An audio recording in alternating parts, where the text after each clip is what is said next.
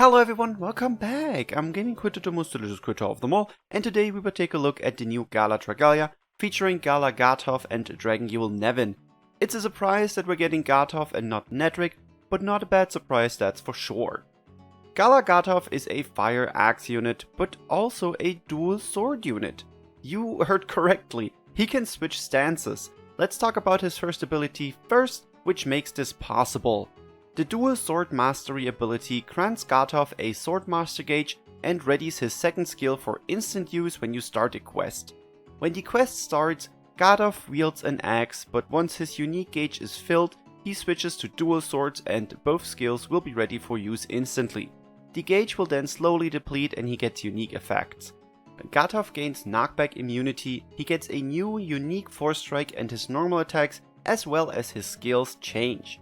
Once the gauge is empty, he switches back to the axe and both skill gauges will be emptied. Now that we have this knowledge, let's talk about his skills. His first skill, when wielding an axe, is called Charge Blade and fills his Swordmaster gauge. In dual swords mode, it deals 4 hits of 405% damage, this means it deals 1620% damage in total. It also inflicts Scourge Rend. If you use his first skill right after using his second skill when in dual sword mode, the skill changes and deals 4 hits of 584% damage instead. The improved version deals 2336% damage if all hits connect, inflicts Scourge Rend and lowers defense by 5%. Gatov's second skill, Counterfang, readies a counter stance when in axe mode. During this, he's immune to knockback and when hit by an attack, he dispels buffs and deals 6 hits of 480% damage. In total, that's 2508%. He also restores 50% of the damage taken as HP, which interestingly enough is called 50% damage reductions in the effect section of the skill description. I'm not sure if that's intentional, but I feel like 50% damage reduction isn't the same as restoring 50% of the damage taken, but that's just my opinion and maybe I'm just taking this too serious. Some attacks cannot be countered by the skill, and it also readies his first skill for use right after you countered an attack. If in dual sword mode, the attack deals 7 hits of 254% damage each and it dispels buffs. That's 1778% damage by the way. If used right after Gatov's first skill, it will change and deal 8 hits of 421% damage each. That's a whooping 3368% damage, so that's a pretty crazy strong attack. It also still dispels buffs. Gatov's co-ability increases HP and defense by 10%, which is pretty nice. His co-ability increases strength by 10% for 15 seconds when an attack is dodged. This does not activate again for 15 seconds.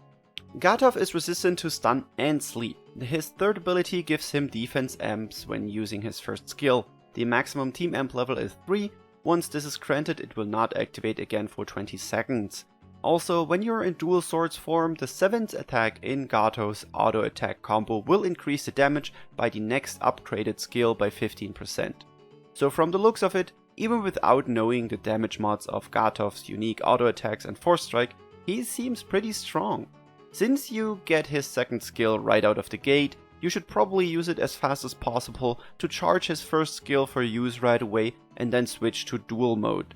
What his best rotation would be needs to be experimented with, but I would say using his changed first skill to inflict Scourge Rend and lower defense seems reasonable, then upgrade his changed second skill with a full auto combo and after that, blast the enemy with a huge 3368% damage mod on his second skill. That's just a quick theory on it though. Also really interesting, if shared, Gatov's second skill will use the upgraded version, so this skill not only will hit pretty hard when shared, but can also dispel buffs. The skill energy required for that is naturally pretty high, but this might come in handy if you want to hit hard while dispelling a buff. I think Gatov is a pretty strong unit, and from the looks of it, he may also be extremely fun to play. And now this is your very subtle reminder to subscribe if you haven't done so already. Thanks, I love you. Dragonyule Nevin is a wind dagger with a pretty unique kit. While Nevin is a limited unit, he will appear on the next prize showcase, which will probably feature Dragonyule Ilia. He will not be on raid up then though. As with most of the units nowadays, we need to talk about his first ability before we look at his skills. Right at the start of a quest, Nevin will have the locked sigil effect on him. It won't last long though, because once you have filled up his first skill and used it, the sigil gets removed. The skill gauge fill rate for his first skill and gauge filling effects for it will be reduced by 80%. Once the sigil is gone, he will get the sigil released effect. When the sigil is released, Nevin summons divine daggers around him.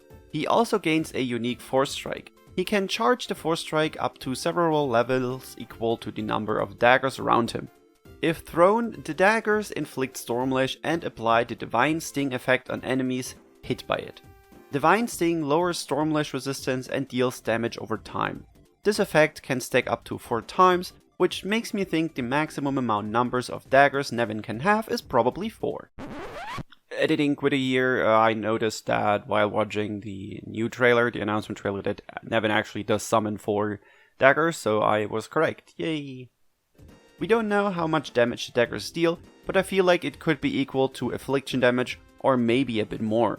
When you haven't thrown the daggers at the enemy and they surround you, they will automatically attack, but those attacks do not count as standard attacks and will not attack while stuck on an enemy, so co-abilities that increase standard attacks damage will not count towards this.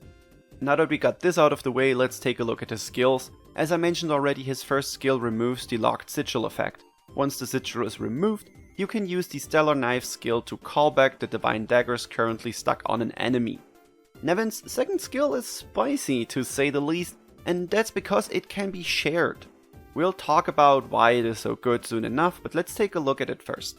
It deals one hit of 1620% damage to the enemy, inflicts Scorch Rend and grants a Strength Amp. If used during sigil release, which is probably most of the time, it deals additional damage based on the numbers of daggers stacked on the enemy and then calls the daggers back to Nevin. The base attack during sigil release deals 1800% damage and each dagger deals an additional 500% damage. So if my math isn't wrong, this can deal up to 3800% damage. The skill will also inflict Stormlash and grants the Strength Amp with a max amp level of 3 during sigil released. The co-ability on Dragonyule Nevin grants a critical rate increase of 10%.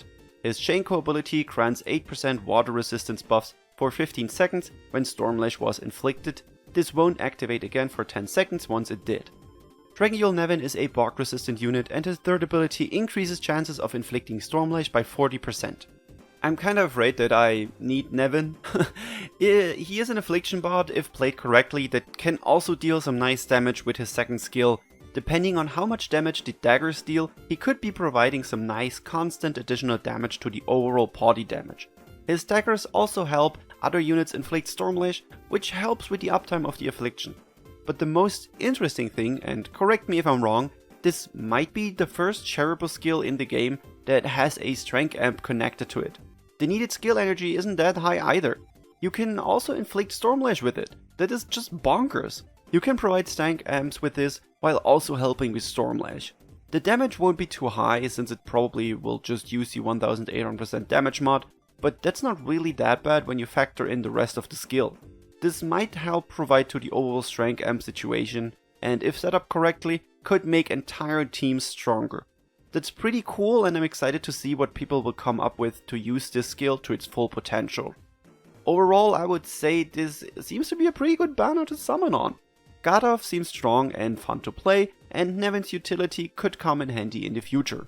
We've seen it with Dragonyule Lily, whose shared skill was very helpful for quite a while, until we got better overdamage providers. As always though, we have literally just entered the seasonal hell, with Dragonyule Ilya being on the next banner, then we will get New Year's banner, maybe a potential collab between the New Year's one and Valentine's. So yeah, the next few weeks will be tough. Prepare to stay strong and safe or get out your wallet. Anyway, that's it for this video. Tell me in the comments below what you think about those new units and if you will summon for them. If you want to discuss them further or just brag about your summons, join our Discord, the link is down below. Thank you all so much for watching and for your continued support. I love you all and I will see you in the next video. Bye!